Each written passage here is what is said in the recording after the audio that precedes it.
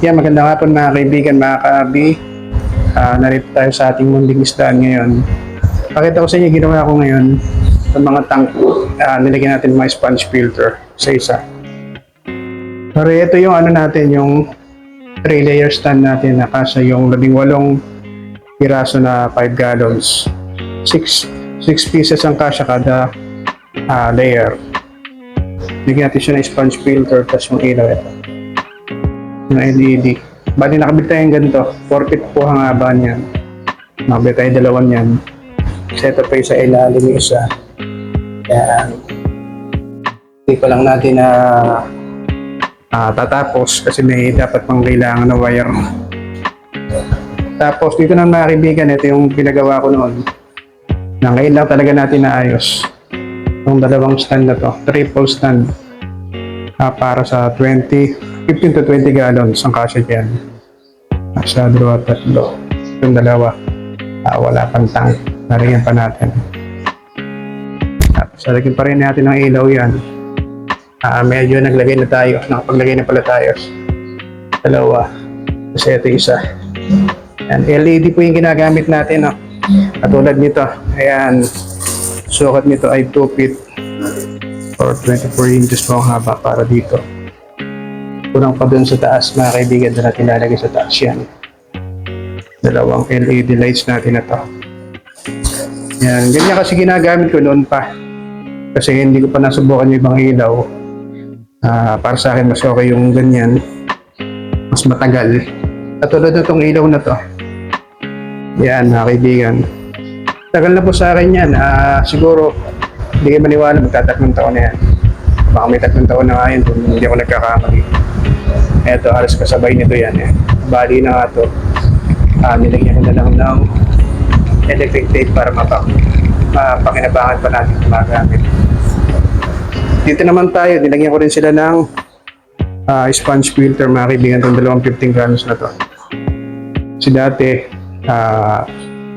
walang sponge filter or walang aerator yung dalawa na yan. Walang pataya ng isang 5 or 15 gallons dito. Kaya siya na mga kaibigan, mga kabi, medyo hinihingal ako. Napakainit dito sa ating munting isdaan. Yan. Wala pang ganong isda. Next year, sigurado meron na po tayong lalagay dyan ng mga isda. Kasi iba nililinis ko pa. Katulad nito nga pala, itong dalawang Oscars natin, galing dun yung 35 gallons. Kaya muna natin nilagay. Galing po dito yan. Ayan, sa dilinis nating 35 gallons. Ayan, lalagyan natin ng tubig yan. Itong dalawa. Tapos ito, yung ating masterpiece, minapper-change natin kanina. Na pintail. Dito yung mga flower horn natin na maliliit pa. Lakas mong dumiwa. Iba talaga yung mga kaibigan pagka ginamit nyo yung mga submersible pump kaysa rito sa sponge filter lang. Pag ganyan na ginagamit nyo, dapat talaga yung lagi kayong mag water change. At syempre dapat masipag din kayo. Tapos dito sa mga aquarium natin dito, sa mga sa dual stand na binibenta natin. Ito yung mga 5 gallons na dual stand, bagong-bago po yan. Tapos 10 gallons dual stand. Ito na may 15 to 20 gallons na dual stand. Tapos may mga tank din po tayo dyan. 2.5, 5, 10, tsaka 15 gallons ang available natin. Dami po tayo ngayon. Pwedeng black or red ang pagpipilian ng mga kaibigan. Tapos dito ito pambenta ko yung 5 gallons na itong 4 na yan. Ito hindi na. Galing to dati sa atin sa bahay. Yan yung ating gapi rack. Yung tawagin natin gapi rack yan. Ito bala kong i-alis to. Tanggalin dyan. Maglalagyan ko ng 50 gallons or 75 gallons dito. Nasa area na yung mga kaibigan. Tapos dito maglalagay din tayo dito para maano natin yung espasyo. Kasi maliit lang itong ating tindahan dito. Para pag galing ka dito sa labas, galing ka dito, pwede kang pumasok doon. Magamit natin yung lugar na yun. Wala naman pinagbago tong tindahan, mga kaibigan. Kulang na ako sa ayos kasi nga nagpasko pa. Dami kong ginawa. Alam niyo na Pasko. Kailangan sa pamilya muna tayo. Kasi ito yung mga pambenta natin, mga fish food. Halos kompleto tayo, mga kaibigan. May ilaw, sponge filter, mga air pump, fish food nga, mga tawag dito, aqua care, yan, pang anti-chlorine natin. Syempre, ito yung mga ginagamit ko na siphon hose. Ayan, ganito yung mga ginagamit ng mga kaibigan. Ito, yung siphon hose na to. Mas okay ito sa akin. Ito talaga yung gamit ko. Tapos kung may fry naman kayo at magwa-water change kayo, ito marirecommend ako, mga kaibigan. Ganito gamitin nyo. Ito, subukan na po yan. Kasi pag nag-water change kayo, hindi basta-basta mahigop yung fry dahil maliit lang po itong siphon hose na to. Ito yung ginagamit ko sa mga beta fry at mga gapi fry natin, mga kaibigan. Subukan nyo. Tapos may ganito rin tayo. Ito, yan o. Ngayon ako nakabili nito, 2 piraso binili ko. Pambenta natin dito sa shop.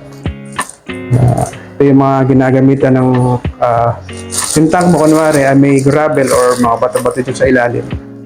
Kayang-kayang siphon nito na hindi nakukuha yung mga bato. Yan. Ano ba, mga kaibigan? Ito. Buksan natin ng ilaw. Yan. Yung mga paninda natin. Yan. Nagdagdagan lang tayo ng mga paninda para sa papasok na taon. Marami tayo pang benta. Hindi naman nakakaya sa mga customer natin, mga kahabi natin na pupunta rito. Yun nga lang, mga kaibigan, wala pa talaga akong istanggano ngayon. Yung mga turkey buster. Tapos, syempre, fish food natin, watch po. Ito, subukan na sa mga gapi, mga moli. Watch pong granules. Yan, mga kaibigan, maraming salamat. Nakita niyo yung ginawa ko ngayong araw dito sa ating tindahan. Sa ating tindahan, naglagay ko ng sponge filter, ng ilaw, tapos nag-auto-change ng konti.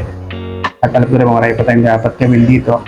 Kaya dapat pang i-upgrade para mas mapabuti o mapaganda yung ating munting isdahan, mga kaibigan, para sa mga customer natin na pupunta rito. Hindi naman nakakahiya.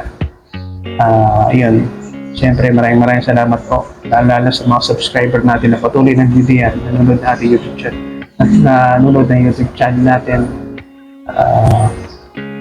Yun, maraming salamat po. Kaya nga nasabi ko sa inyo noon, na lagi ko pinasabi, kung wala po kayo, siyempre wala kami rito. Walang goldfish. Kaya maraming salamat po. At siyempre sa mga kahabi natin na nakapanood ngayon, bago lang sa YouTube channel na Eagle Fish. Kung hinintay nyo, mag-subscribe na kayo para updated kayo sa mga susunod nating videos. At yun, medyo hiningal ako dahil mainit dito sa ating lugar. Kahit December, mainit pa rin. Yun. Yun mga kaibigan, maraming salamat. Mag-iingat kayo palagi. Siyempre, ingat sa puto. Hanggang dito na lang. See you next year, mga kaibigan. Bye-bye.